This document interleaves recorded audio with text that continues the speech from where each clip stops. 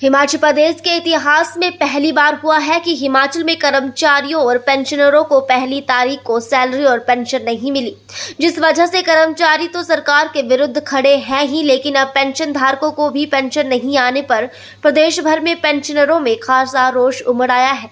वहीं सीएम सुखविंदर सिंह सुक्खू के गृह जिला हमीरपुर की बात करें तो वहां के पेंशन धारक भी आग बबूला हो उठे हैं।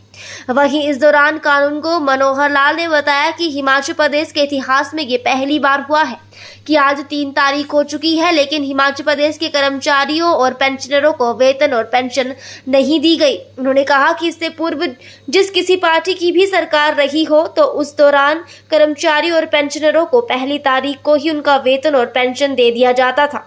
उनका कहना है कि यदि मास के आरंभ में छुट्टियां रहती थी तो पिछले महीने के अंतिम दिनों में पेंशनरों की पेंशन उनके खाते में डाल दी जाती थी, लेकिन अब समय पर पेंशनरों को जो पेंशन नहीं दी जा रही है, ये उनके साथ सरासर अन्याय किया जा रहा है। हिमाचल प्रदेश के इतिहास में ये पहली बार देखने को मिल रहा है कि पेंशनर्स को 3 तारीख तक उनकी पेंशन उनके खातों में नहीं डाली गई है।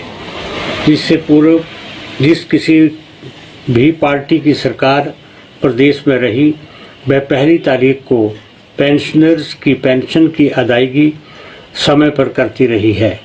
यदि कभी 2 या 3 छुट्टियां मास के आरंभ में पड़ती थी तो पिछले महीने की अंतिम दिन अदायगी कर दी जाती थी। समय पर पेंशनर्स को उनकी पेंशन का ना मिलना पेंशनर्स के साथ अन्याय है, क्योंकि उम्र के इस अंतिम पड़ाव में बुजुर्गों को पैसे की नितांत आवश्यकता होती है।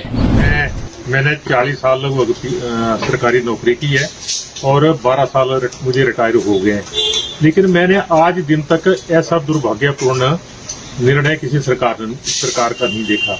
ये सरकार वास्तव में ही अपना आधार खो चुकी है। इसकी ना तो कोई नीतियां ना कार्यक्रम है, और जो कर्मचारियों के साथ जो जिस ढंग से ये बर्ताव कर रही है, आने वाले समय में मुझे नहीं लगता कि इसको किसी कर्मचारी का सहयोग मिलेगा, समर्थन मिलेगा, और रिटायर्ड जो हैं उनके साथ तो ये बहुत ही बुरा व्यवहार करने जा रही है। संदीप, बात ऐसी कि पिछली बार हमारे बिजली बोर्ड में भी इन्होंने एक बार ऐसा किया जनवरी में, फिर हमने हंगामा किया था, तब इन्होंने पेंशन डाली। अब भी इन्होंने बोला 5 तारीख को पे डलेगी और 10 तारीख को पेंशन डालेगी, लेकिन ऐसा प्रतीत हो रहा है कि सरकार की फाइनेंशियल पोजीशन जो है वो खराब है। गवर्नमेंट से एक मैसेज हमें पहले भी आया, 2 तारीख तक इनके चेक नहीं कर काटे जाए। ऐसा लग रहा है कि इनका कोई वित्तीय कोई प्रॉब्लम थी, जो चेक के बाहर से पैसे आने थे।